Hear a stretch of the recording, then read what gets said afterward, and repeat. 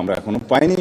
আমি আশা করি তারা হয়তো অনুধাবন করবেন, এক পর্যায়ে তারা হয়তো তাদের নাম দিবেন এবং তাদের সাথে আমরা আলোচনা করব। এছাড়াও নাম যদি নাও দেয়, আমরা সকল বিরোধী দলীয় যারা দল আছেন, সদস্য আছেন, তাদের সকলের পরামর্শ আমরা গ্রহণ করব। তারা যদি মিটিংয়ে এসে দেয় ভালো, মিটিংয়ের বাইরে দিলেও আমরা সেটা গ্রহণ করব, লিখিতভাবে যদি দেয়। তো এইভাবে আমরা একটা গ্রহণযোগ্য সংশোধনী আনতে চাই এবং জনপ্রত্যাশা সবকিছু আমরা ধারণ করতে চাই। সবার সাথে আলাপ আলোচনা করে আমরা সেই রিপোর্টটা প্রণয়ন করতে চাই। ধন্যবাদ আপনাকে।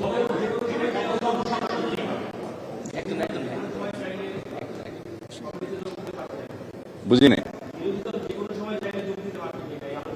অলওয়েজ আমরা স্বাগতম জানাবো বিরোধী দলকে।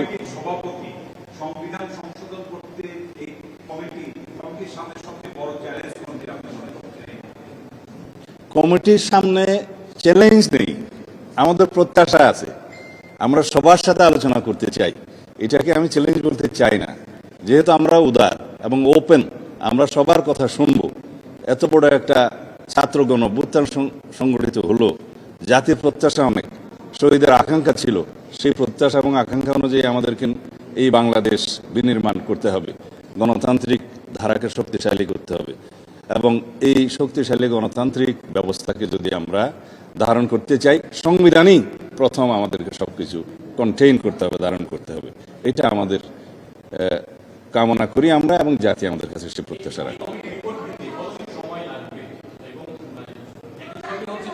আমরা কেবল বসলাম, আমরা যাদের সাথে আলোচনা করার জন্য আজকে ডিসাইড করব, বা পরেও আরো আলোচনার জন্য কোনো কোনো শ্রেণী আসতে পারে বা কেউ আগ্রহ প্রকাশ করতে পারে, সকল শ্রেণী পেশার মানুষ, পেশাজীবীরা আলোচনা করতে আগ্রহ প্রকাশ করতে পারে, আমরা তাদের সবার সাথে আলোচনা করবো। সুতরাং সময়টা এখনই নির্ধারণ করে বলতে পারবো না।